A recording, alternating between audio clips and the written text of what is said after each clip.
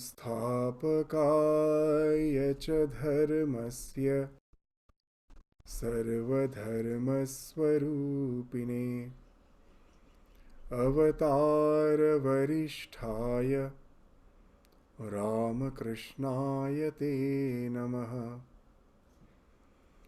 वसुदेवसुतं देवं कंसचानूरमर्दनं देवकी परमानन्दं कृष्णं वन्दे जगद्गुरुम्।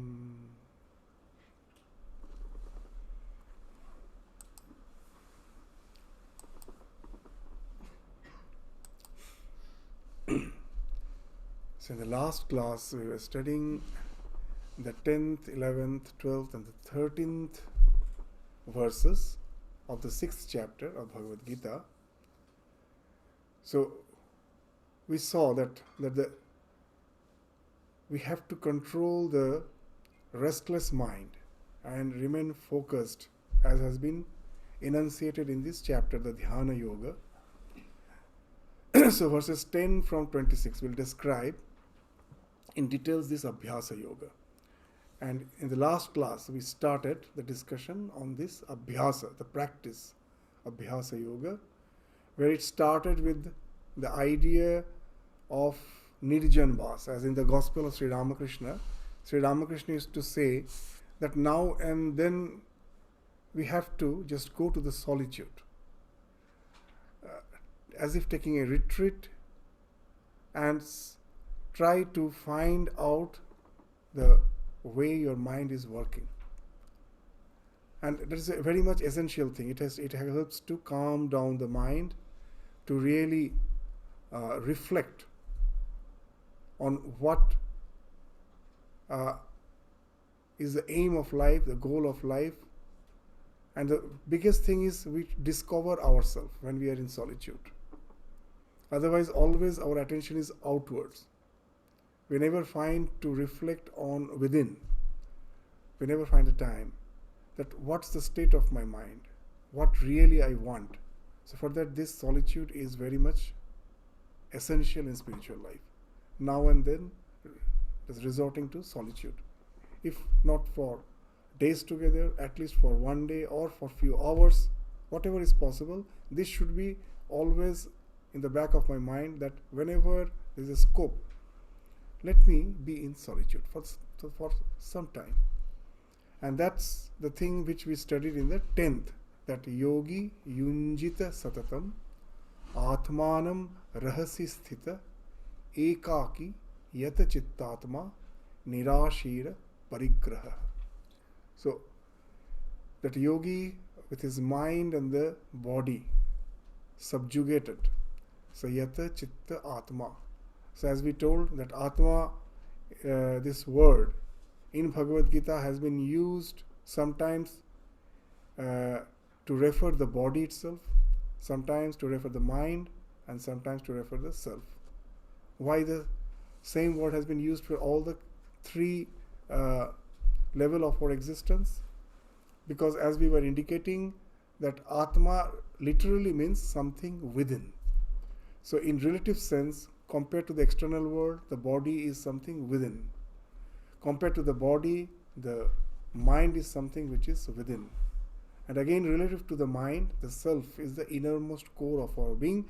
That's why the self has been indicated as Paramatma, the ultimate innermost core of our being. But in general, the word Atma means something within.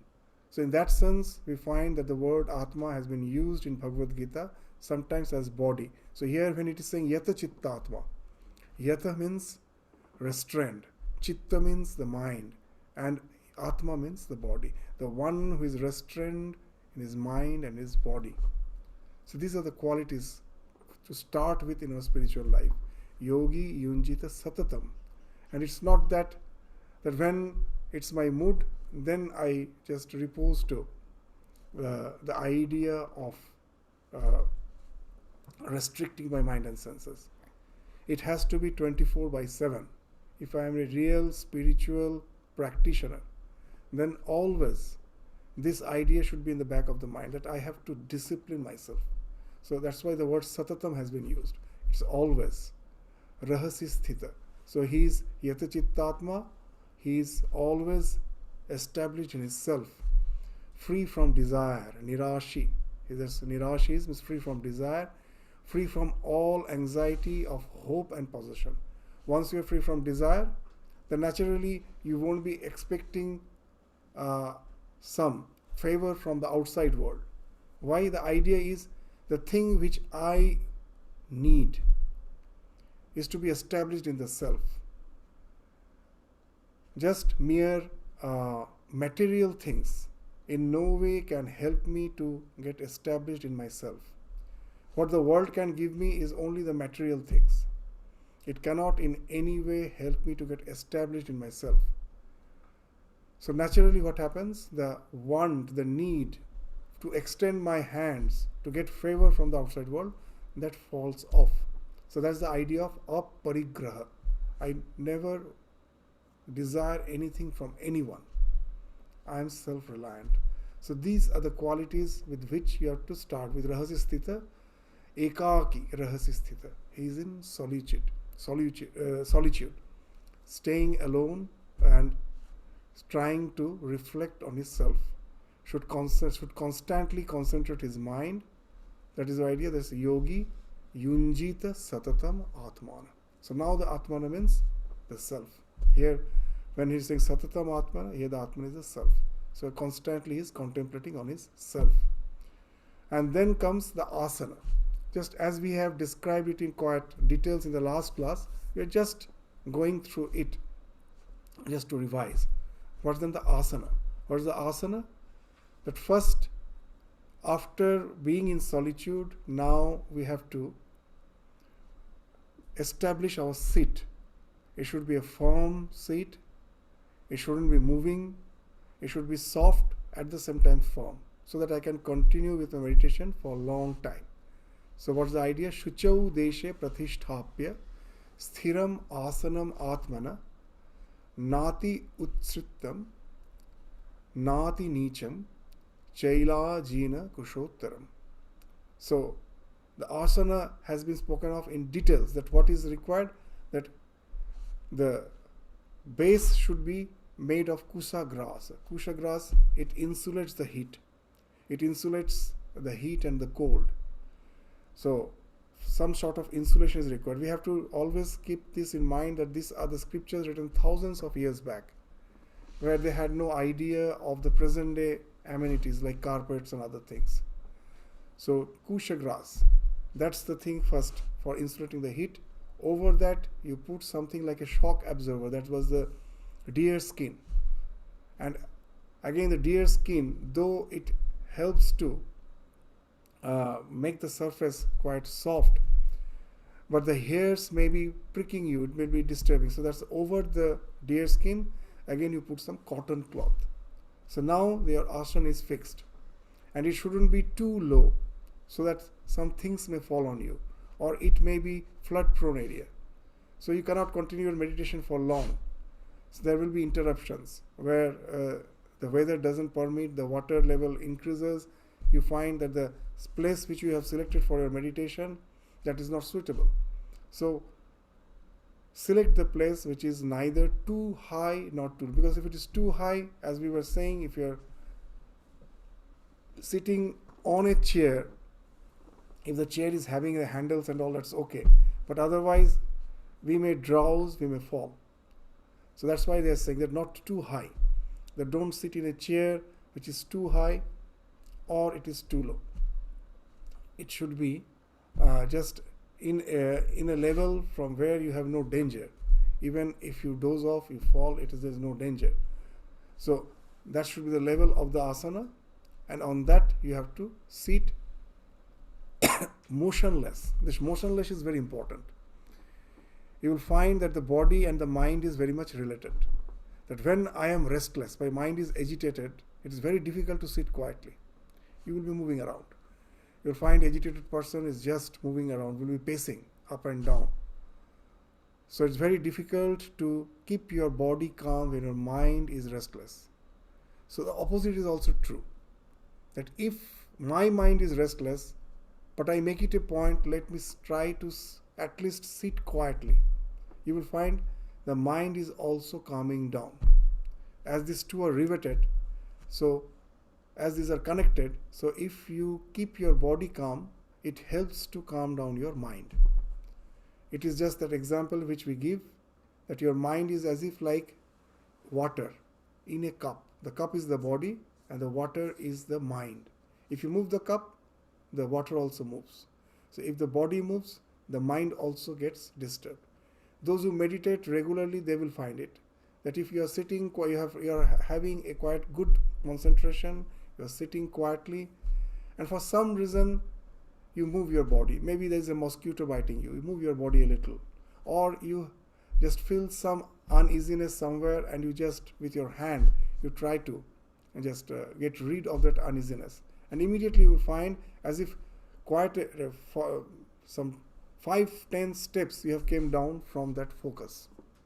Those who are adept in meditation, they know it very well. So this movement of the body is something which distracts us. So it should be very sthira. You should be sitting in a very clean place, and that asana should be firm, and your body should be motionless.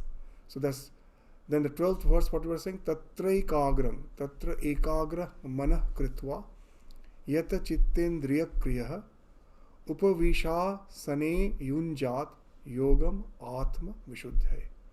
So now ekagra, now you have to concentrate your mind. Tatra ekagra manah kritva yata chittendriya kriya. So chitta and indriya, that's almost the same idea is reiterated here. That the mind and the senses, that has to be yati means self-discipline, that has to be disciplined, so that I am not constantly moving outwards, and then my mind has to be focused. So yata chittendriya kriya upavishyasane yunjat. So then you sit on your asana and yunjat, connect your mind with what? With your chosen ideal, with the idea that you are the self. So this yunjan means always means to get unified. So yunjan yogat atma vishuddhaya. So for the cleansing of yourself, for your mind, for your body, for the cleansing, concentrate your mind on the idea that you are the self. So this is the thing which always we should keep in mind. This is the only way for purification of the mind. The limitation of the mind is it is constantly jumping from thought to thought. It can never stay in one thought. This our present mind is constantly jumping from thought to thought. But it has a limitation. At a time, it can never have more than one thought.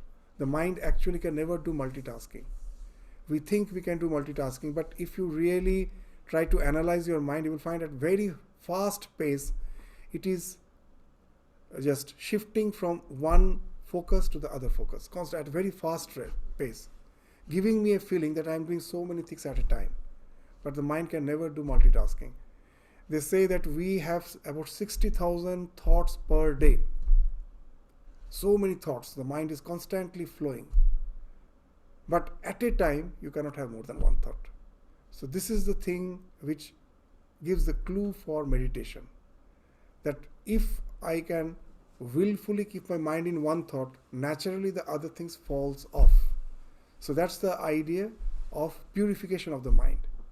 When Swami Yogananda, one of the disciples of Sri Ramakrishna, went to Ramakrishna and told that now I get disturbed by a lot of distractions, and how to control myself.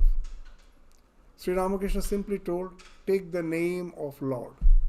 And Yogananda never initially he never believed that such simple thing can really help in controlling my mind.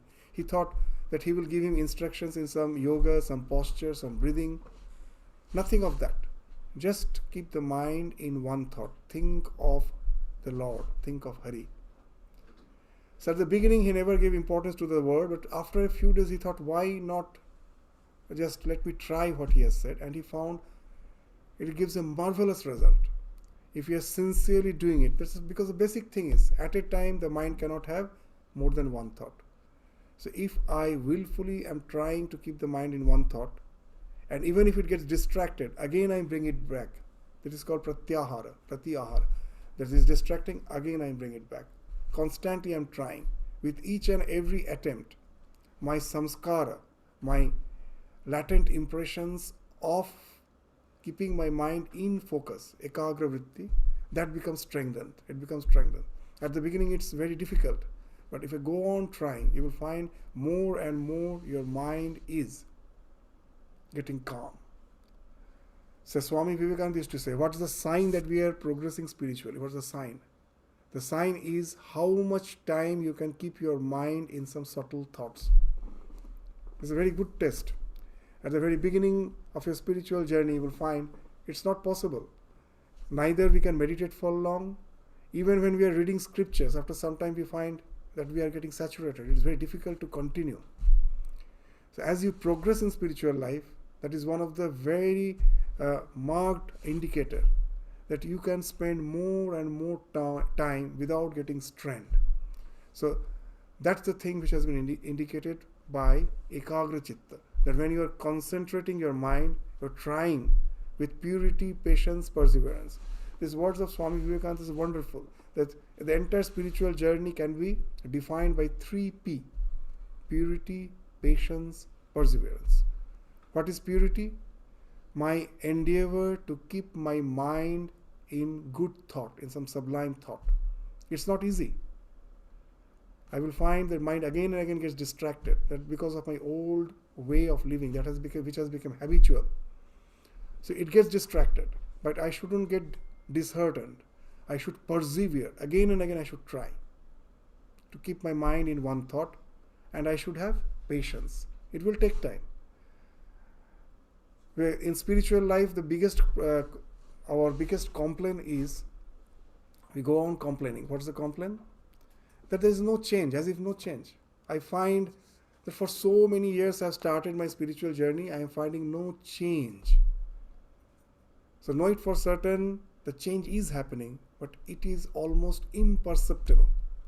The example which we give, suppose a coarse rock is lying on the river bed, and the stream of the river is flowing, constantly it is flowing.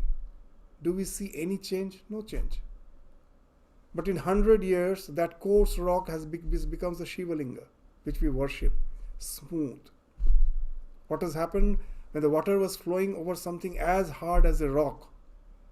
The change is happening. It is almost imperceptible. And immediately at any moment, I see no change. But in the long time, in the process, we find that change has really happened. So this patience is very much required. So don't get lured by the idea that instantly some spiritual change is going to happen. In this present world of marketing, even spirituality is marketed. Many will say, come immediate that samadhi we can give. Don't believe in that. It's not that it's not like an instant coffee or instant some tea or instant coffee. It takes time. You have to have patience. As Swami Vivekananda used to say, a very nice thing. The spiritual transformation is not like a torrential rain. That the rain is falling and I see the lawn is getting wet. I can see it. He used to say it is not like that. It is just like the falling of the dewdrops. I have never noticed. I go out in the morning and find the entire ground is wet. When it has fallen, I have not noticed. So we get drenched really by this spirituality almost imperceptibly, but for that we have to have that patience. So continue with that. And then that asana has been spoken, the final sloka in which the asana has been spoken is the 13th. What are the samang kaya shiro grivam dharayan achalam sthira. That even in our meditation, that's what we started. That keep your chest, neck and the head in one line. The samang kaya shiro grivam. Your body, your head and the neck. This should be samang, in a straight line. Dharayan achalam sthiram. Achalam, it should not be moving. That hold it without moving. And sthira, it should be totally just sthira means not moving. Achalam sthira, still and unmoving. Sampreksha nasikagram swam, and then keep your gaze fixed. Again, Just that as we told that the movement of the body and the movement of the mind is related. If you're agitated, your body moves. Not only that, when I am thinking, my eyeballs start moving. It is very much perceptible in dream. When you are dreaming, what's the way to understand? Even person appears to be sleeping, but whether he's dreaming or not, the eyeballs start moving. Even in medical science they say the eyeball moves. So your thought is linked with the movement of the eye.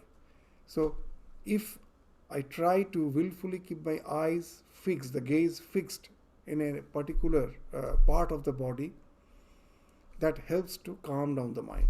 So here they are saying nasikagna. It's not really physically on the tip of the nose. When you're keeping your eyes unmoving, it as if is looking at the tip of the nose. Means the best way to understand is that it shouldn't be totally closed. If you close your eyes fully, you tend to fall asleep in meditation. Neither keep it wide open, the world will be distracting. So what's the best way? It is half closed in such a way that when you try to look, you just see your the toe of your feet. If you are sitting in cross leg, you are just seeing the knees or the toes, nothing else. Even when you are sitting on the chair, at most you can see your the knee or the toe, nothing else. It shouldn't be just having the broad vision.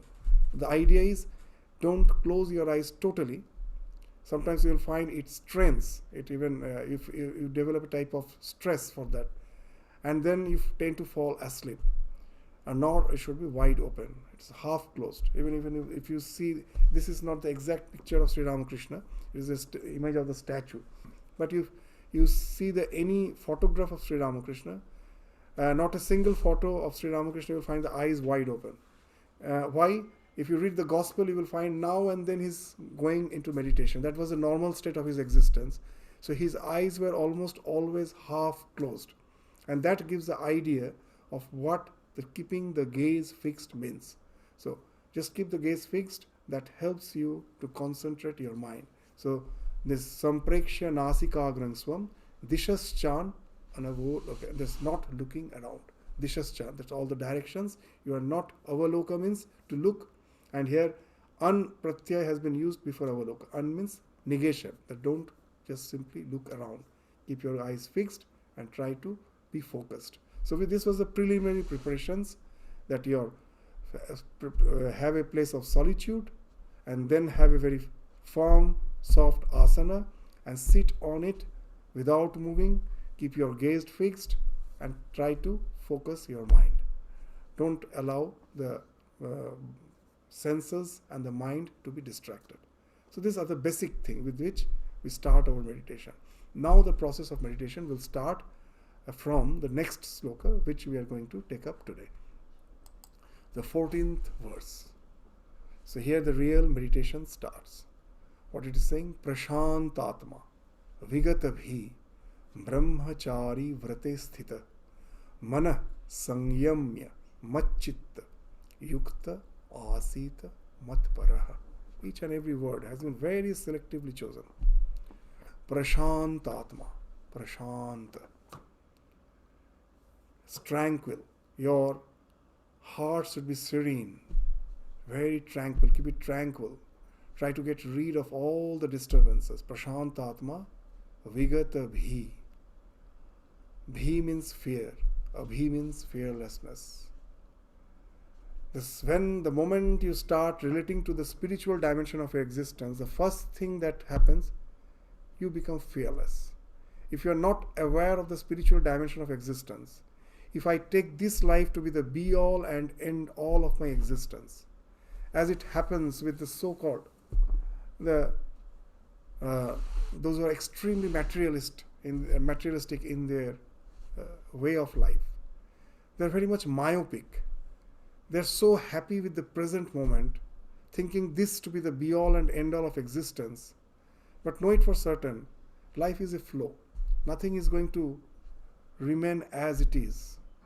All the good conditions with which I am at present, it is going to pass away. It is just going to pass.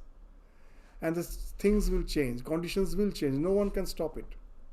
In our life, we should always know that nature gives us everything in bounty at certain point of time, and it is going to take away everything at certain point of time. When we were young, with all our education, we thought we were so confident that I can rule over the world with my intelligence, with my wisdom, with my health. And then after some time, we'll find everything has been taken away. We are getting old. All our skills are naturally reducing. The presence of mind, the intellect, common sense, everything starts reducing. It's not, we can have that same sharp skills. It's impossible. So nature takes away. So we should be prepared for that. We should always be prepared for that. That not hold on to that life in such a way that as if this is the be all and end all of my existence. So what happens when the spiritual dimension opens up for us? The first idea for any spiritual idea, whether any religion, any denomination, the first idea that comes, that I am not this limited body-mind complex. My existence doesn't end with this body-mind. It is something which continues. This is the idea anywhere, any of the religion. That I am something which speaks of indestructibility. I am imperishable. I continue to exist even after the body falls off. Now you will understand that why this idea of vigata bhi comes with spirituality. That fearlessness, that nothing can touch the real me. Nothing can touch. As in the second chapter we were studying, the fire cannot burn it, the air cannot dry it, water cannot drench it. It is beyond any sorts of modification, any change. So once I have the awareness of that, it gives me a sense of fearlessness. The real me cannot be touched by anything in this life. So with that fearlessness, that which is very much required for the tranquility of the mind. If I am having fear, how can I have tranquility? The fearlessness, from where it comes? Not from the idea that nothing will happen to me. Anything will happen to me, but that will affect only my physical existence, not the real me. So with this, when I am sitting for meditation, that helps me to attain that tranquility. Prashant Atma, the tranquil mind, vigata, be fearless, which happens only when you are identified with the spiritual dimension of existence. And then brahmachari vrate sthita. Whenever we speak of brahmachari, immediately we will find the translation is celibacy. There's a celibate's life.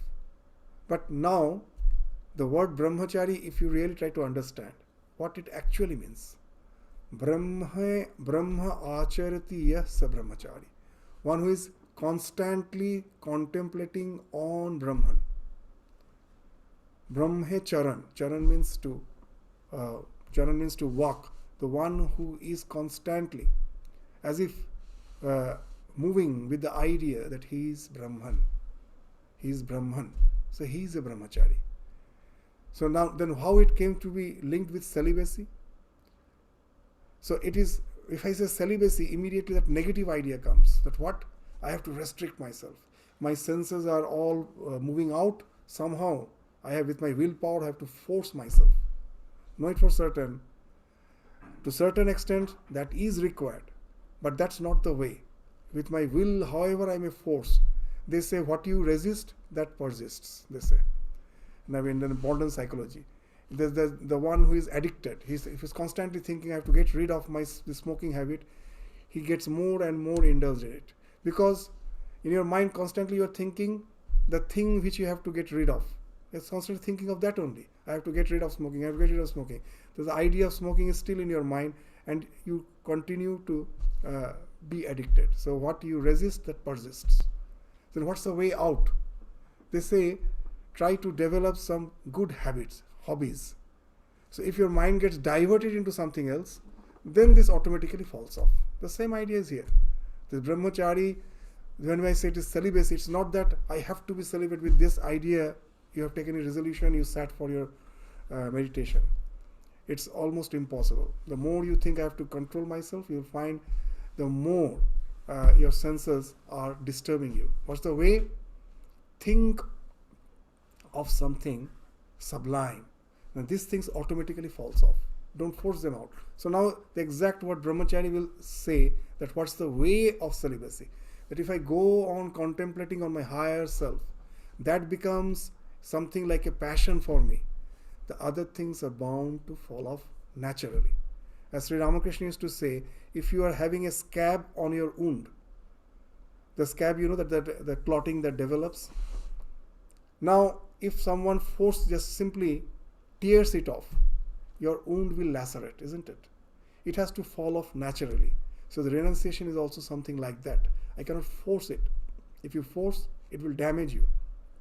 So always, if I have even if you go for any rehabilitation centers, that if you have the drug addiction everywhere, what they do, they will not stop the drug immediately.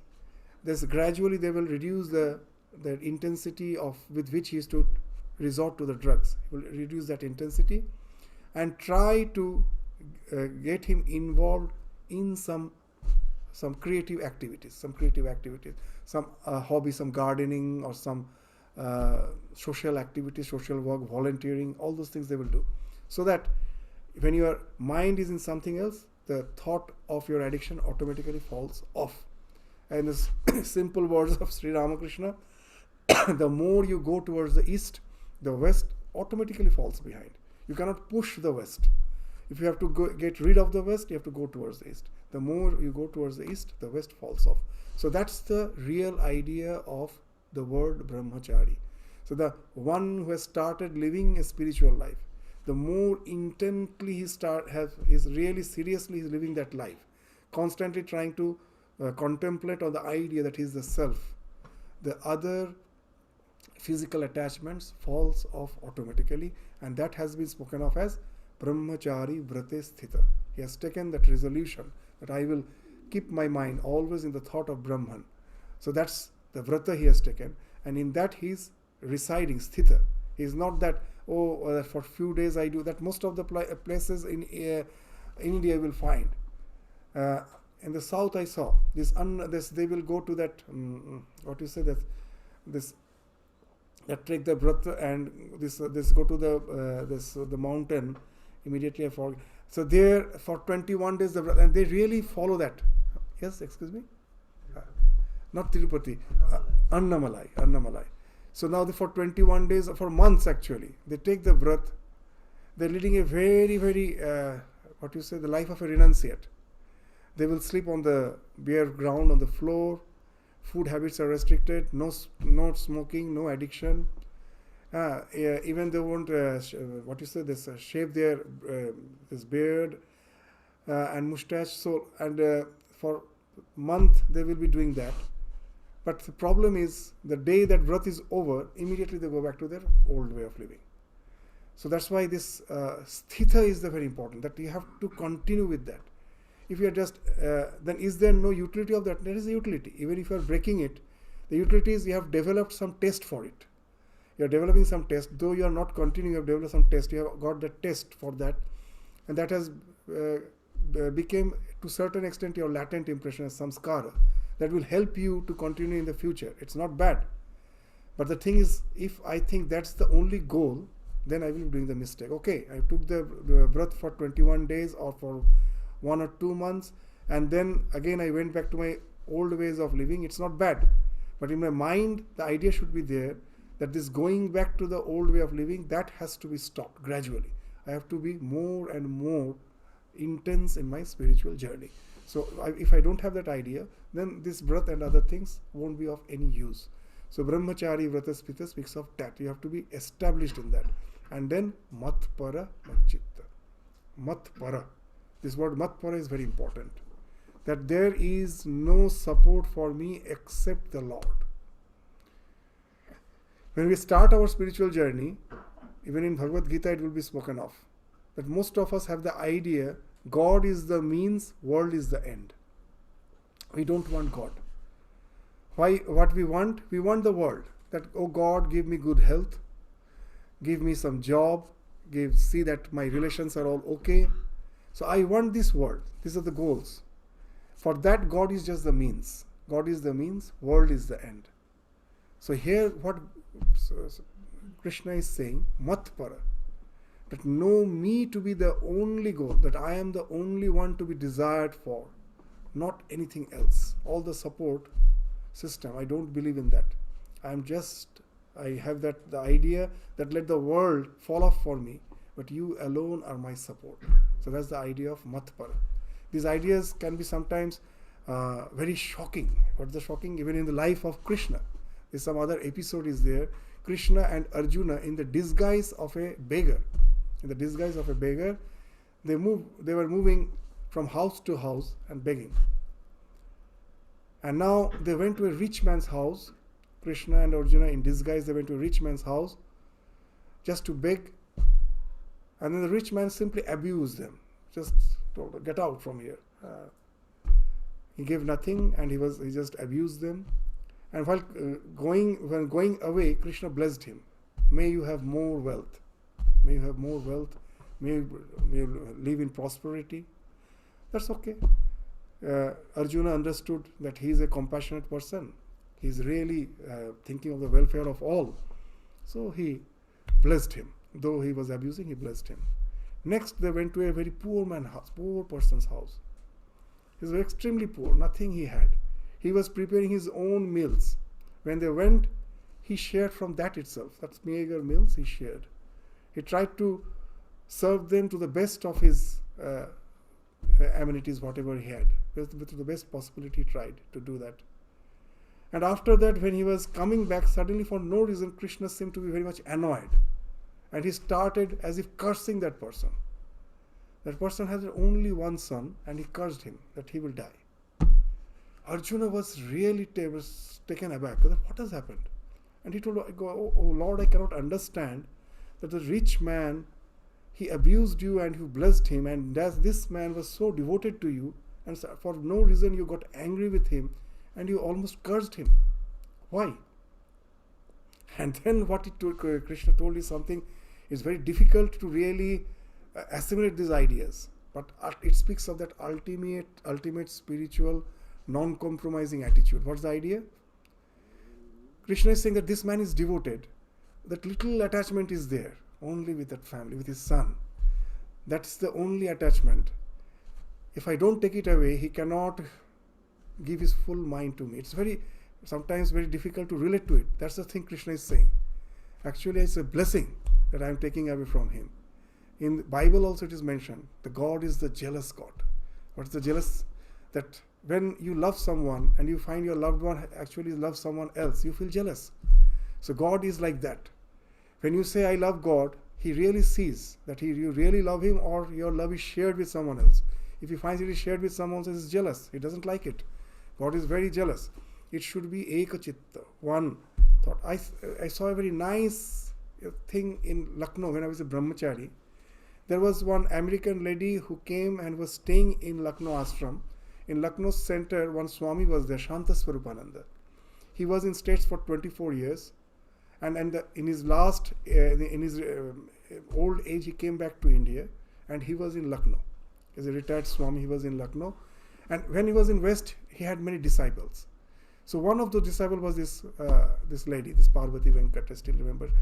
So she came, and she wanted to stay in ashram, in that ashram environment. And Guru is near, so that way the Guru is near and in ashram. And she was a very nice lady. She used to work in the hospital as a volunteer. And in the morning, in the evening, come to the ashram, meditate in the shrine. A very nice life she was leading. Very motherly, elderly lady. To the brahmachari, she was like mother. She used to behave with us as if she is our mother. Real mother, like that she used to behave. Very loving lady. And now suddenly she developed because of old age, some ailments. And at last, as it was a hospital center, in our hospital, she was given a bed. She was bedridden. The doctors told that much time is not there. I was there that time. And now almost in his deathbed, most probably a few more days were remaining. Suddenly she had the urge to talk to her daughter over phone. She is in States. So over phone she tried to contact. At last she could contact. And from the other side, the daughter was very harsh. She told, you never took care of us. You went to India and were staying your life, and now you're just asking that, hey, can I come over here? It's in your last moment. It's not possible. It was very harsh, very harsh. She kept the phone calmly, and then we found that she has really evolved.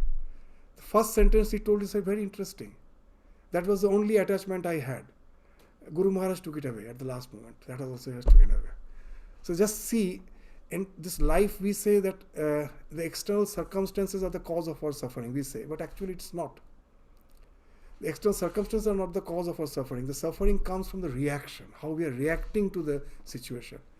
If you can change your reaction, the suffering falls off. There is no more suffering. Just see, we were really surprised. That a lady that's at this deathbed, just wanting to have the last, just to meet her daughter, just calls her.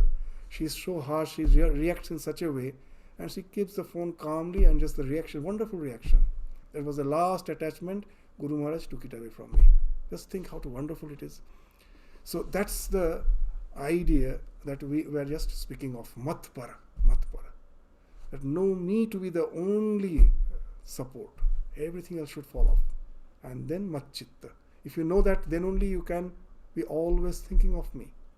If you know me to be the only support, then only you can always think of me. Otherwise your mind is bound to get distracted. So when you are matpara, then only you can become matchitta. So I am the only refuge. I am the only thing that to be desired for. That's matpara. And then you become matchitta. So with this resolution, you sit for meditation. And then you get the focus. This focus is very important. Because behind that, your attitude is very much important. That as we were telling, the renunciation cannot come by force.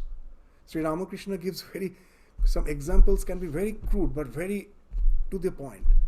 Sri Ramakrishna is saying one very interesting thing. That the day on which a couple's young son has passed away, can they think of romanticism that day? Impossible. It is impossible.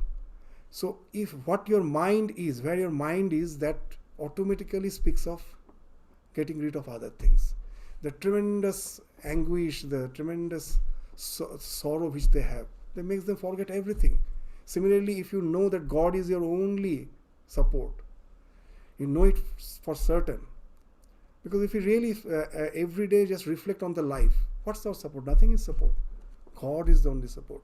With that, only we can have that focus. Just that, that young couple that day can think of nothing else, only thinking of the child, nothing else. Similarly, your focus automatically turns to God when you really know God is my only support, nothing else. Your focus cannot be anywhere else. Impossible. You did not have to try. Your awareness automatically makes you focused, and other things falls off naturally. And that speaks of your mind. This from 10th to 26th verse actually speaks in Bhagavad Gita of the entire Patanjali Yoga. So it speaks of a type of parinama. In Patanjali Yoga, they speak of 3 types of transformation. The mind, when I am evolving spiritually, transforms.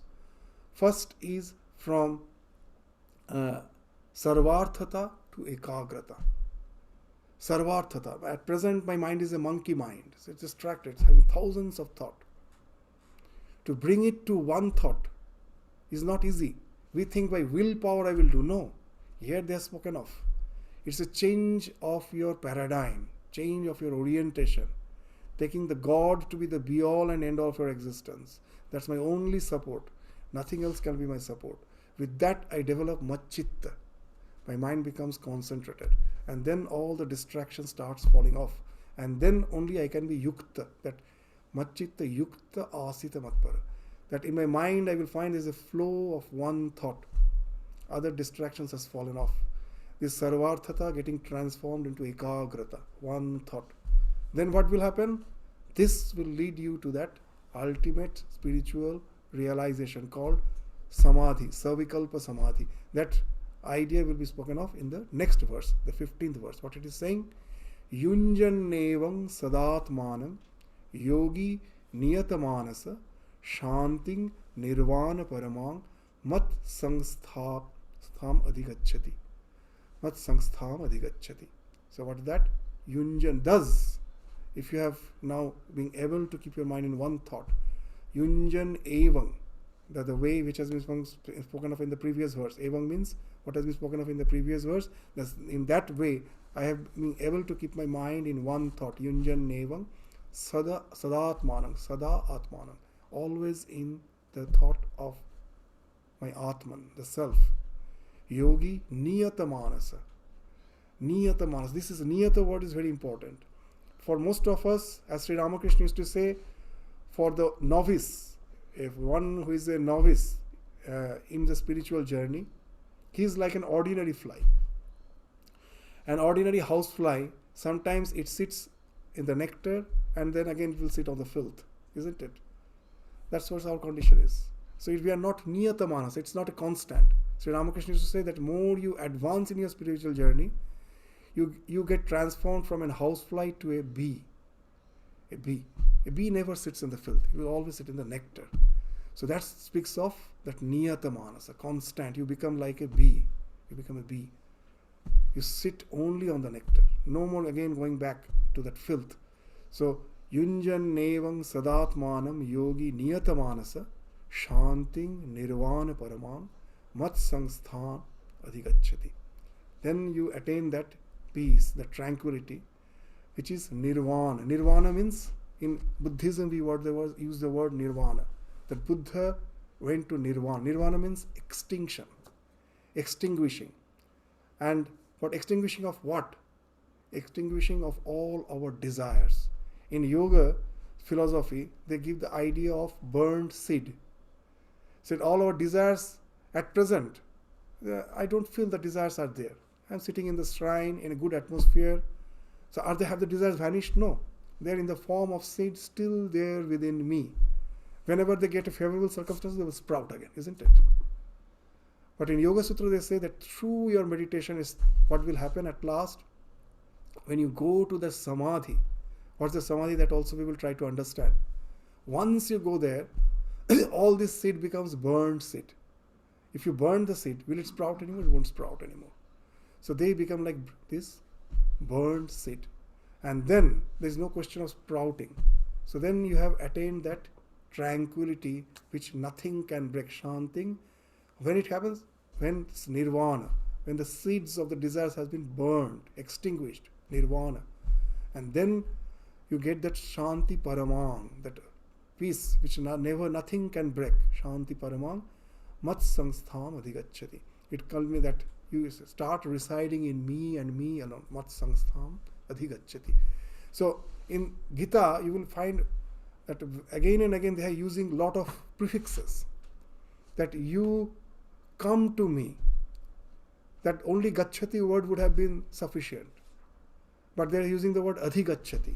So many of us think that just to rhyme it, that because it is in Anushtup Chanda, so they are using these prefixes. No. Actually these prefixes give you the exact meaning of the word. Gacchati means to go. So if he says that you come to me, then immediately we will have an idea God is sitting somewhere in the heaven. I go somewhere.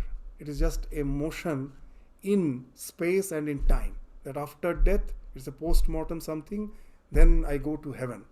It's in a different space, in a different dimension of existence.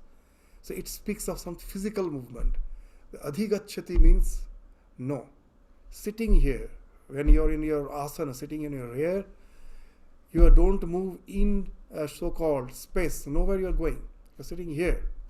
But you're getting connected with the inner core of your being. So it is not movement, physical movement. It is a movement through your mind, within you, within the core of your being. That's why that adhi word has been used. Adhigacchati. You go and you just start residing in me. It's not something physically going to something. It is just residing within you. To be aware of your existence. Since our scriptures, they say that spiritual journey is not to attain something. I'm not going to attain something. I'm already that. I somehow have forgotten about it because of the delusion, because of illusion, because of the delusion, because of the ignorance. I've forgotten my real nature. Just to remember it. Adhigacchati can be understood very nicely. That what adhigacchati is, Sri Ramakrishna's parables helps us very nice. That in the dead night in a village, a man who was a tobacco smoker, so had a tremendous urge for having this puff of tobacco. So now he was in search of fire. To lit the tobacco, he needs fire. So he went to the neighbor's house in search of fire, knocked the door at the dead of night. They never opened the door. So what happened? Well, you know that I have the habit of having tobacco. So I have the tremendous urge. Can you give me a little fire? And this man says, bah, you are a nice person. Thus you came this way having a lantern in your hand. You are having a lantern in your hand. With that you came and knocked my door. The fire is with you. So for this fire you did not have to go anywhere. It is already with you. But somehow you are forgetful about it. You forgot that from here only I can get the fire. So this gives the idea of adhigacchati. That for my spiritual awakening, nowhere I have to go. Sitting here, once I know it is within me, it is just something which is reachable by changing your awareness. For that, you need not have to go somewhere. So that's the idea of adhigacchati. So you attain that eternal peace. What's the idea here actually speaking of? In technical terms, it leads you to that ultimate, that thing called savikalpa sampragyata samadhi. So what happens, this shanting nirvana paramamasthangsam, what it means? That in the previous sloka we understood that when I know God to be the only be-all and end-all of my existence, that's my only support, naturally my mind gets drawn towards it. The distractions falls off. It goes to that ekagra vritti. This ekagra vritti, what it does, you know, that if your mind can be in one thought, it's constantly thinking one thought, all the other distractions starts falling off. You will find that when you are watching the TV, some interesting match is going on and you are fully concentrated. Someone calls you, you don't hear. The sound has entered your ear. But as the mind is totally focused on that, what you are watching in the screen, the mind cannot process this information anymore because it is totally focused on that. So when you will find it happens with even in so many, the artist, those who are classical musician, those practicing most probably for hours together, they don't feel tired. They forget that they are hungry. They forget they are tired. Because for all those things, the body's alarm system is not being registered. When I am hungry, the pangs of hunger is a biological alarm which says take food. But it has to be registered to the mind. The mind is focused in some other thing on which he is interested. In his classical music or in some painting, he's an artist. So he's so focused there, even the bodily biological system, alarm system also falls off. It's not registering. And that speaks of the real bliss. In the modern psychology, they speak of flow. You have entered into a state of flow, where everything else has fallen off. You are in that flow. And then what happens? The last thing to fall off is the idea that I am this limited body-mind complex. That's the ego. Because you'll find whatever we are thinking, it is linked with the ego. I like this. Who likes that? This me. The idea of this limited individuality is fixed with all your thoughts, all your likes and dislikes. I hate this. I like this. I am afraid of this. With all that I is linked. So a small part of your mind, the optimal part of your mind is always linked with that ego. It never gets rid of that. But when your mind becomes extremely focused, the more the focus, that all the other things starts falling off. The last thing to fall off is that ego. It falls off. And then in our scriptures they say a very interesting thing. Then there's a collapse of the triad, Triputi Bheda. That even when I'm meditating, even when mind is extremely focused, there's three ideas never fall off. What's that three idea? That dhyana, dhyata, dheya. Dhyana is the process of meditation. Dhyata is the one who is meditating. And dheya is the object of meditation. Everything else has fallen off. But these three are still there. That I am meditating. Meditation is the process by which I am connected with the object of my meditation. The scriptures say that falls off. When? That I, with which your mind is always linked, a small part of your mind, that also has been taken away by your object of meditation. It is so focused that that also falls off. You will find that he has become one with the object of meditation. That's what, when the ego falls off, you become one with the object of meditation. There is no more difference between you and the object of meditation. That's the idea of samadhi. So you have become one with the object of meditation. That your distinction between you and the object has fallen off. So that's the idea which has been spoken of here. That when you keep your mind steadfast, you become as if one with me. The distinction falls off. So you enter into a state of perpetual bliss. Bliss is something which is the core of our existence. It is always there. Why we don't experience the bliss? Swami Vivekananda gives that wonderful example that our mind is like a lake. Our mind is like a lake. And our real nature, which is bliss, is as if the core of our being. The bottom of the lake is that. The bottom of the lake is your real nature, which is perpetual bliss. But that bliss gets obscured, filtered out by the waves on the lake. That's the way when the lake is disturbed, you cannot see the bottom of the lake. Can I see the bottom of the lake? I cannot see. But when the lake is tranquil, the water is calm, clear, I can see even the bottom of the lake. I can, even if I go to a swimming pool, I can see the bottom of the swimming pool. If something has fallen there, I can see. A key ring has fallen, I can see. But when the water is agitated, all are swimming, and the water is agitated, I cannot see. But when the water is calm, then I can see. So Swamiji is saying that whenever we get happiness in life, this external world doesn't have the capacity to give us even the little fragrance of happiness. Gandha matram na vidyate. Sukha, gandha matram, this external world that always advertises that you do this, you get this happiness. This advertisement is there, but in reality it doesn't have the capacity to give us even a little bit of happiness. Because how? I get the new brand of car and I am so happy. How can you say I don't get happiness? No. If you really try to find out what has happened, when I was having the desire to have this latest brand of car, my mind was quite agitated how to get it, get the loan from the bank, and at last my mind was so much agitated, so many thoughts were there. Other distractions were there. All the distractions were eaten as if by this big wave. Small waves were all consumed by this big wave. I want this car, I want this car. At last, you manage to get this car. You go and buy and you're extremely happy. What has happened? For the time being, your mind was filled with thoughts. All the thoughts were consumed by that one thought, I will have to have this car. The moment you get that car, for the time being, there is no thought. Thoughtlessness.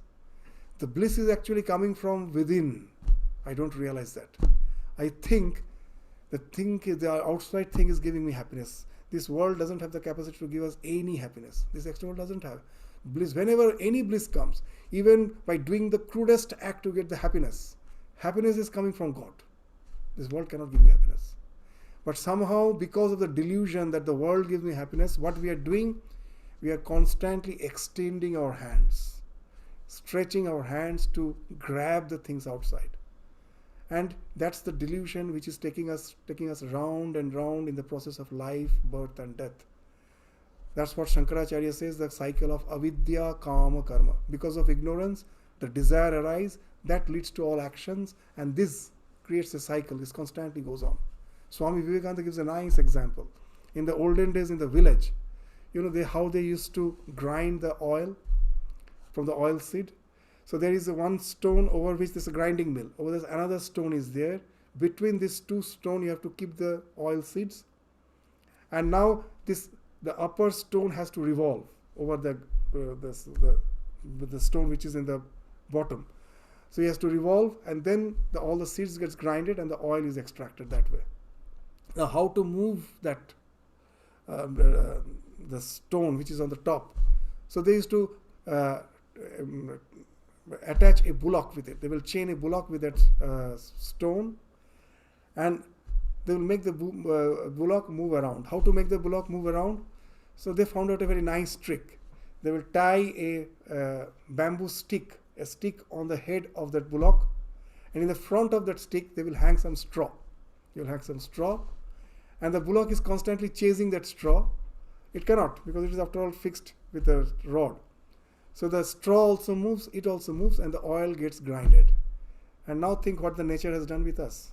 With all our intelligence, with all our degrees, the tail speaks of our degrees and everything. With all that we think, I'm very intelligent, very smart, I can achieve everything. That's all the something. In the name of wealth, pleasure, everything that like straw is in front of us. And it's the mother nature which is making us grind the oil. He is after all, mother nature is getting what it needs for its sustenance, nothing else. Happiness is not something which nature gives us. Nature uses the happiness as a tool to make us do things by which it is sustained. That is the thing. And it is making us grind the oil. So once we know that this external world can give me no happiness, it is already within. It is somehow making my mind calm, and the happiness wells up. Just the word wells up is very important. That if you pump out all the water from a well, the empty well you don't have to fill in by water by pouring in. There's already water in the ground that wells up, that comes from within. So the happiness comes from within. So that once we know it is something within, the only duty becomes now that the happiness which we get from that let go, which comes after the fulfillment of my desire, why not keep that state as the only state of my existence? Then the perpetual bliss is always there. And that's the thing which all the illumined souls have understood. And that's the thing they are instructing. That keep the mind in that thought, it becomes so concentrated that it becomes just as if one with the object of meditation. And the bliss that comes from it, nothing in this world can disturb that. It's like Taila Dharavat. That the scripture, these words they use are very, very nice. That when you are pouring oil from one vessel to the other, because of the viscosity, there is no gap in that flow. It falls continuously. So this your happiness becomes something like that constant flow without any interruption. Because that's your real nature. Somehow it was obscured, filtered out because of the distractions which comes from ignorance. Once that is gone, the perpetual bliss comes out from within, and that bliss doesn't make you selfish. With that bliss, another thing happens. It enables you to understand that Lord alone has been projected as the entire existence. And that helps you to relate to the world through yajna. Just few days back in some Buddhist congregation, so they just when I mentioned this word, they were very appreciated. They told that something, our genes are altruistic. Our genes are altruistic. When I see a poor person, I feel like giving some money. Is that sympathy I have built up? No, it was already there. It was already there. Then why I don't feel it always? Because of the noise in my mind, the distractions, it doesn't allow me to realize that real nature. That real nature is something which is always trying to relate to the world through yajna, which as we already studied in the second chapter. Interbeing. The entire world is related through interbeing. Nothing lies segregated. Everything is constant in the change, in the mode of change. One thing getting transformed to the other. And there's a process of give and take. I realize that, and that sympathy then wells up. So you become a sympathetic person once you keep your mind calm. So that's why we say that no laws, rules, regulations, government laws, changing of constitution can bring peace. There's so much war going on in the world. And we think that most probably the government is there with all their laws, they can change it. Unless we realize that the peace comes from within, unless within our heart we can develop that calmness, and that way we allow the peace, the bliss to come from our heart, not getting obscured, it wells up. That's the only way of really bringing peace and this stability in this world. Within gets transformed into without. So all the reformations has to come from within. They cannot be imposed from outside. So that's why they say that all social reformation cannot be from top to bottom. It's from bottom to top, from within to without. And that's the idea in the entire Bhagavad Gita. Why we are saying this? Because all this meditation is not meant to run away from the world. At last, you will find Bhagavad Gita is trying us to say that we all have to become a divine worker. A worker. But knowing that it is a God who is working through me. God who is working through me. So I am just an instrument. So I have no expectation. Instrument cannot have an expectation. But I do to the best of my ability. We do the best, all the skills which God has provided me, and He has given the urge within me to relate to the world through empathy. I am doing that, and there it ends. But to realize that first your mind should be calm. Then only you can realize the working of the universe, the working of the divine through you. Otherwise you cannot realize. So for that the mind has to be kept calm. For that dhyana yoga is required. So out of 18 chapters, only one chapter is dedicated for this dhyana yoga. Rest of the chapter speaks of karma, karma, karma. Again and again, action. Bhagavad Gita started with that. What it actually indicates? That yes, we have, only through karma we can attain the final goal. When the ego falls off, I relate to the world through empathy, that can take me to the highest liberation. But to practice that as a complementary practice, meditation should be there to make this practice effective. Why should we keep this always in mind? Otherwise we will always feel meditation is there to escape from the world. It's not to escape from the world. It is there to face the world in a much better way, in a way you can transcend the happenings, the dualities of life. With equanimity, you can face the challenges of life. So with this, we stop our discussion today. We will continue again with the next verse in the next class.